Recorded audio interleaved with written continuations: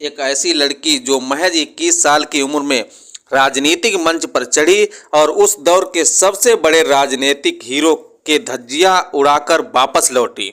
एक ऐसी लड़की जिसका सपना था आईएएस की परीक्षा देकर एक सरकारी अफसर बनने का, लेकिन तकदीर ने उसे बना दिया देश के सबसे बड़े राज्य उत्तर प्रदेश का मुख्यमंत्री। एक ऐसी लड़की जो उत्तर प्रदेश की राजनीति में सबसे घिनौने गेस्ट हाउस कांड की शिकार बनी, लेकिन खुद टूटकर बिखरने के बजाय उसने यूपी की सरकार गिरा दी। एक कहानी है मायावती की, जिन्हें श्रीमती इंदिरा गांधी के बाद भारतीय राजनीति की दूसरी सबसे ताकतवर महिला राजनेता माना जाता है। साल था 1995।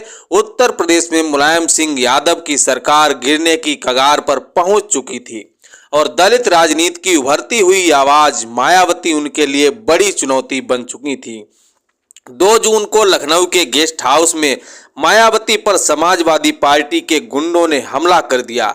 किसी तरह मायावती ने खुद को एक कमरे में बंद कर दिया, लेकिन दरवाजा पीट रहे सपा कार्यकर्ता उन पर भद्दी गालियां और धमकियों की बौछार कर रहे थे। हालात उतने खराब हो गए कि मायावती की जान खतरे में पड़ गई, लेकिन लखनऊ पुलिस के वरिष्ठ अधिकारी ओपी सिंह कोने में खड़े होकर सिगरेट कच लगा रहे थे। मगर फिर कुछ ऐसा हुआ कि रातों रात यूपी सरकार गिर गई। तो क्या था गेस्ट हाउस कांड? क्यों इस घटना के बाद मायावती ने हमेशा के लिए साड़ी पहनना छोड़ दिया? उस रात उनके साथ क्या हुआ था और कैसे गरीब दलित लड़की बनी उत्तर प्रदेश राजनीति की सबसे ताकतवर महिला नेता? जानेंगे रोंगटे खड़े कर देने वाली कहानी, जो अनसुनी जो अनकही कहानी है मायावती की राजनीति में एंट्री। साल था 1977। दिल्ली के कॉन्स्टिट्यूशन क्लब में एक बड़ी कॉन्फ्रेंस चल रही थी। 3 दिन तक चलने वाली इस मीटिंग का एजेंडा था जाति का दंश समाज से कैसे खत्म किया जाए, लेकिन देश में जनता पार्टी की सरकार थी और मंच पर मौजूद थे उस दौर के सबसे बड़े समाजवादी नेता राजनारायण। ऐसे उभरते हुए नेता जिन्होंने रायबरेली में जाकर खुद प्रधानमंत्री इंदिरा गांधी को हराकर इतिहास रच दिया था। उनका नाम हर अखबार, चाय की दुकान पर गूंजता था। भीड़ तालियां बजा रही थी और राजनारायण जोश में कह रहे थे, हमें हरिजनों का उत्थान करना है, उन्हें समाज की मुख्य धारा में लाना है। लेकिन इसी भीड़ में पीछे की एक कुर्सी पर बैठी थी 21 साल की लड़की मायावती, जो दिल्ली यूनिवर्सिटी से लॉ की पढ़ाई कर रही थी। और उसने जब राजनारायण के मुख से दलितों के लिए हरिजन शब्द सुना तो वो गुस्से से आग बबूला हो गई। मौका मिलते ही उन्होंने मंच पर आकर राजनारायण, जनता पार्टी और कांग्रेस सबकी धज्जियां उड़ा दी। उन्होंने कहा कि ये नेता अपने आप को बहुत बड़ा खुद मुख्तार समझते हैं, लेकिन इन्हें ये तक नहीं पता कि दलितों के लिए हरिजन शब्द का इस्तेमाल करना भी एक किस्म का अपराध है। वो आगे बोले, गांधी ने हमारी बेइज्जती करने के लिए शब्द बनाया हरिजन, लेकिन हमारे भगवान बाबा साहब अंबेडकर हैं, उन्होंने कभी हरिजन शब्द का इस्तेमाल नहीं किया। संविधान बनाया तो लिखा अनुसूचित जाति, तो फिर गांधी के चमचे सब सवर्ण हमें बार बार हरिजन क्यों बोलते हैं? ये सुन पूरा हाल सन्न रह गया। 21 साल की लड़की ने मंच पर बैठे मंत्री को ललकार दिया, जिसके बाद सभा में मौजूद सैकड़ों दलित कर्मचारी खड़े हो गए और हर तरफ नारे गूंजने लगे, राजनारायण मुर्दाबाद। अगले ही दिन मायावती के इस बेबाक भाषण की खबर पहुंची कांसीराम तक। तो उन दिनों पूरे प्रदेश में घूम घूम कर वो दलित समाज की सरकारी कर्मचारियों को एकजुट कर रहे थे और अपने नए संगठन बाम से backward and minority community employees federation को जोड़ रहे थे। और वो तुरंत मायावती से मिलने दिल्ली के इंद्रपुरी में उनके घर पर पहुंच गए। उन्होंने दरवाजा खटखटाया और सामने प्रभुदास की बेटी मायावती किताब पढ़ते हुए आईएएस की तैयारी कर रही थी। कांसीराम ने तुरंत मायावती से पूछा, तुम आईएएस क्यों बनना चाहती हो? मायावती बोली, दलित समाज की सेवा के लिए। कांसीराम ने समझाया, अधिकारी तो बहुत बन गए, लेकिन हालात कितने बदले। नेता बनो, सत्ता में आओ, अधिकारियों को भी सत्ताधारी नेताओं की सुननी होगी। उस दिन मायावती ने कोई ही जवाब नहीं दिया, लेकिन कई दिन सोचने के बाद उन्होंने सत्ता के लिए गलियारों में उतरने का फैसला कर अपना घर छोड़ दिया। साल 1984 में मायावती ने कांसीराम की बहुजन समाज पार्टी यानी बसपा की यूपी में कैराना सीट से चुनाव लड़ा। पहले ही चुनाव में बिना संसाधनों वाली बीएसपी को कैराना में 44,000 वोट मिले। फिर 1985 में कांसीराम ने मायावती को बिजनौर लोकसभा उपचुनाव में लड़वाया, वो फिर हार गई। 1987 में हरिद्वार से बाई इलेक्शन लड़वाया, वहां भी हार गई, मगर 1 लाख से भी ज्यादा वोट पाए। मगर फिर साल आया 1989, जब बिजनौर से मायावती ने पहली बार लोकसभा का चुनाव जीता। एक गरीब दलित लड़की जिसने 12 साल पहले मंच पर बैठे मंत्री को ललकारा था, अब खुद संसद की कुर्सी पर बैठी थी। बाबरी मस्जिद विध्वंस, सपा और बसपा का गठबंधन और राजनीतिक भूचाल। 2 जून 1995 मायावती के साथ लखनऊ के गेस्ट हाउस में ऐसी घटना हुई जिसने उत्तर प्रदेश की सियासत को ऐसा दाग लगाया जिसे कभी धोया नहीं जा सकता। लेकिन ये कांड अचानक नहीं हुआ, बल्कि उसकी कहानी पहले से ही लिखी जानी शुरू हो गई थी। 6 दिसंबर 1992 को अयोध्या में बाबरी मस्जिद विध्वंस के बाद उत्तर प्रदेश की राजनीति हिल चुकी थी। राज्य में हिंदुत्व की लहर पूरे जोश में थी और बीजेपी अपने चरम पर। लेकिन जब राजनीतिक एक तरफा चलने लगे तो उसमें कोई ना कोई दिशा जरूर आती है। उसी दौर में समाजवादी नेता मुलायम सिंह यादव ने जनता दल से अलग होकर समाजवादी पार्टी और पिछड़ों को एक नई राजनीतिक पहचान दी। दूसरी तरफ बहुजन समाज पार्टी के संस्थापक कांसीराम और उनकी शिष्या मायावती दलितों के वोट बैंक पर अपनी मजबूत पकड़ बना चुकी थीं। दोनों ही नेताओं के सामने भी बीजेपी का उभार एक बड़ी चुनौती बनकर खड़ा था और सत्ता तक पहुंचने का एक ही रास्ता दिख रहा था, एकजुटता। राजनीति में समझौते अक्सर विचारधाराओं से नहीं, मजबूरियों से होते हैं। मुलायम और कांसीराम के बीच भी कुछ ऐसा ही हुआ। दोनों ने मिलकर एक नया गठबंधन बनाया। उस वक्त भाजपा यूपी में जय श्री राम का नारा लगा रही थी, तो इस गठबंधन ने एक नारा दिया, मिले मुलायम कांसीराम, हवा में उड़ गए जय श्री राम। यह नारा सीधे भारतीय जनता पार्टी की नींव पर वार था और उसका असर चुनाव में साफ दिखा। 1993 के विधानसभा चुनाव में समाजवादी पार्टी ने 109 तो वहीं बहुजन समाज पार्टी ने 67 सीटें जीती। इतना ही नहीं, मुख्यमंत्री दोनों ने मिलकर सरकार बनाई। मुख्यमंत्री बने मुलायम सिंह यादव और उत्तर प्रदेश की राजनीति में एक नए युग की शुरुआत हुई। शुरुआत में जब कुछ ठीक चल रहा था, लेकिन वक्त के साथ गठबंधन में दरार बढ़ती चली गई। उसकी सबसे बड़ी वजह ये मानी जाती थी कि उन दिनों प्रदेश में सियासी गलियारों में यही चर्चा बनी रहती थी कि मुलायम सिंह नाम के मुख्यमंत्री हैं, जबकि कांसीराम सुपर सीएम। मुलायम सिंह को यह बात खटकने लगी और दूसरी तरफ कांसीराम भी मुलायम सिंह यादव को ज्यादा भाव नहीं देते थे। वो उनसे मिलने नहीं जाते थे, बल्कि खुद मुख्यमंत्री मुलायम सिंह को अपने गेस्ट हाउस बुलाते थे, जहां उन्हें घंटों इंतजार करवाया जाता था और अंत में वो बड़ी लापरवाही के साथ बनियान और लुंगी पहनकर नीचे उतरते थे।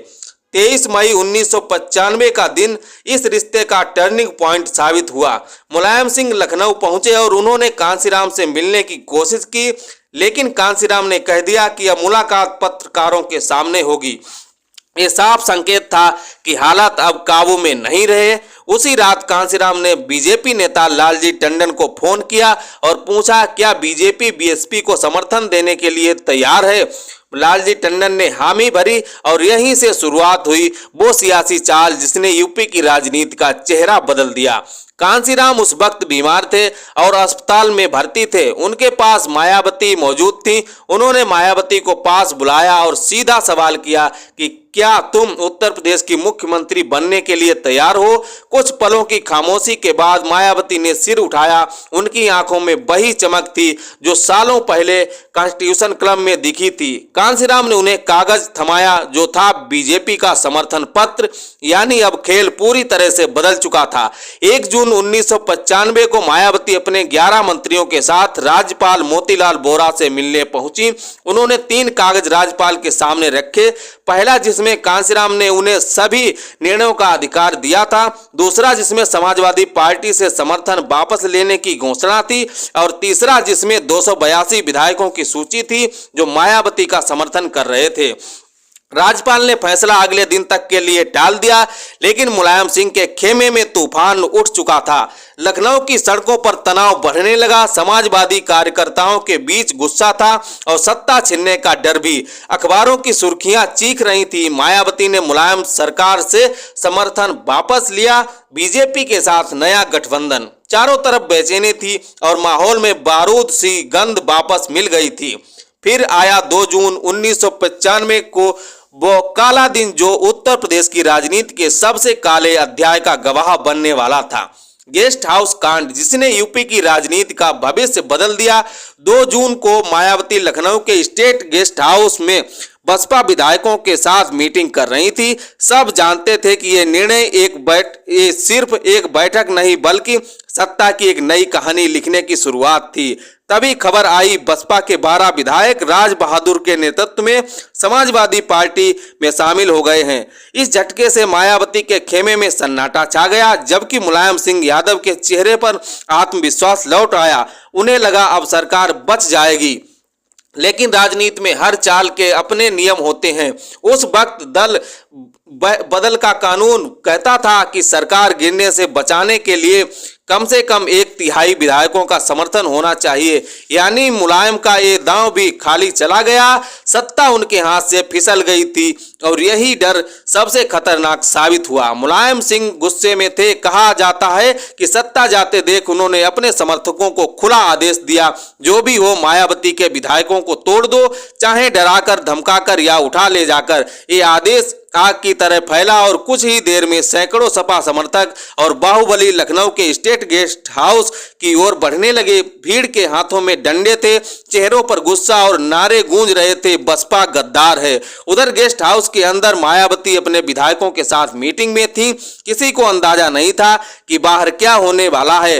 करीब 4 बजे दरवाजे पर अचानक जोर जोर से धमाके होने लगे। बाहर से गोलियां और जात सूचक शब्दों और धमकियों की गूंज सुनाई देने लगी। दरवाजा खोलो वरना तोड़ देंगे। मायावती और उनके विधायक डर गए। उन्होंने कॉन्फ्रेंस रूम का दरवाजा अंदर से बंद कर लिया, लेकिन भीड़ पागल हो चुकी थी। लकड़ी का वो दरवाजा ज्यादा देर तक नहीं टिक पाया। लात घूंसे, धक्का मुक्की, चीखे और सियासत की गंदगी सब एक साथ फट पड़ी थी। गेस्ट हाउस अब किसी राजनीतिक दफ्तर की तरह नहीं बल्कि युद्ध के मैदान की तरह लग रहा था। 2 घंटे तक बवाल चलता रहा। बसपा विधायकों के बाद में बताया गया कि उन्हें जबरदस्ती खींचा गया, धमकाया गया। कुछ को गाड़ियों में डालकर सीधा मुख्यमंत्री आवास ले जाया गया, जहां उनसे कागज पर साइन करवाने की कोशिश की गई। कुछ विधायक डर के मारे भागे, कुछ बाथरूम में छिप गए और कुछ मायावती के कमरे में पहुंचे। मायावती ने खुद को कमरा नंबर 2 में बंद कर लिया। उनके साथ कुछ वफादार विधायक भी थे। दरवाजे के बाहर उन्मादी भीड़ थी जो लगातार दरवाजा पीट रही थी, चिल्ला रही थी और कह रही थी, बाहर निकलो, तुम्हें सबक सिखाएंगे। इस पूरी घटना के दौरान गेस्ट हाउस के बाहर पुलिस खड़ी थी, लेकिन मूक दर्शक बनी रही। वरिष्ठ पुलिस अधीक्षक ओपी सिंह वहीं कोने में सिगरेट कच लगा रहे थे, जैसे ये सब फिल्म का सीन हो, क्योंकि उन्हें ऊपर से मुख्यमंत्री कार्यालय से आदेश था कार्रवाई मत करना। ऊपर से ओपी सिंह मायावती के खिलाफ थे। पिछले कई दिनों से 2 बार उनका तबादला करवाया था, लेकिन कुछ अधिकारियों ने हिम्मत दिखाई। हजरतगंज के थानेदार विजय भूषण और एसएचओ सुभाष सिंह बघेल किसी तरह भीड़ को रोकने की कोशिश कर रहे थे। जब भीड़ दरवाजे के बहुत करीब आ गई तो उन्होंने खुद दीवार के सामने खड़े होकर मायावती के कमरे में रक्षा करने के लिए ठान ली और इन्हीं अफसरों के साथ वहां पहुंचे ब्रह्मदत्त द्विवेदी, जो बीजेपी के वरिष्ठ नेता, राम जन्मभूमि आंदोलन के प्रमुख चेहरों में से एक, अटल बिहारी वाजपेयी के करीबी और मायावती के ब्राह्मण भाई, जो मायावती पर हमले की खबर मिलते ही गेस्ट हाउस पहुंचे थे। उन्होंने किसी नेता की तरह नहीं बल्कि एक सिपाही की तरह लड़कर मायावती की जान बचाई। कहा जाता है कि उन्होंने अपनी जान जोखिम में डालकर मायावती के कमरे की रक्षा की। शाम ढलते ही जिलाधिकारी राजीव खैर मौके पर पहुंचे। उन्होंने स्थिति संभाली और लाठीचार्ज का आदेश दिया और फिर पुलिस को गेस्ट हाउस के अंदर भेजा। सपा कार्यकर्ता भागने लगे, कई घायल हुए। इस दौरान राज्यपाल मोतीलाल वोरा ने अतिरिक्त पुलिस बल भेजा। धीरे धीरे माहौल शांत हुआ, लेकिन मायावती अब भी कमरे के अंदर बंद थीं। बार बार आश्वासन देने के बाद देर रात करीब 10:30 बजे उन्होंने दरवाजा खोला। वो बाहर निकली, चेहरा सफेद, आंखों में रोष और शब्दों में सन्नाटा। लेकिन सत्ता का खेल यहीं खत्म नहीं हुआ। उसी रात 11 बजे मुलायम सिंह ने गुस्से में जिलाधिकारी राजीव खैर का ट्रांसफर ऑर्डर जारी कर दिया। गेस्ट हाउस की बिजली और पानी पहले ही काट दिया गया था। ये सब सुनकर कांशीराम को खबर लगी तो उन्होंने बस इतना कहा, ये मायावती की परीक्षा है और मायावती उस परीक्षा में पास हुई है। अगले दिन 3 जून 1995 बहुजन समाज पार्टी ने बीजेपी, जनता दल और कम्युनिस्ट पार्टी के समर्थन से सरकार बनाई। कुल 282 विधायकों के साथ मायावती उत्तर प्रदेश की मुख्यमंत्री बनी। मुलायम सिंह सत्ता से बाहर हो चुके थे, लेकिन गेस्ट हाउस कांड की रात उनके जीवन की ऐसी सच्चाई बन गई जिसे वो कभी नहीं भुला सकी। साथियों, आपको क्या लगता है? आप अपनी राय कमेंट में जरूर दीजिएगा। चैनल पर आप नए हो तो चैनल को सब्सक्राइब करके वीडियो को लाइक और शेयर करें। मिलते हैं फिर से नए वीडियो में। धन्यवाद। जय भीम।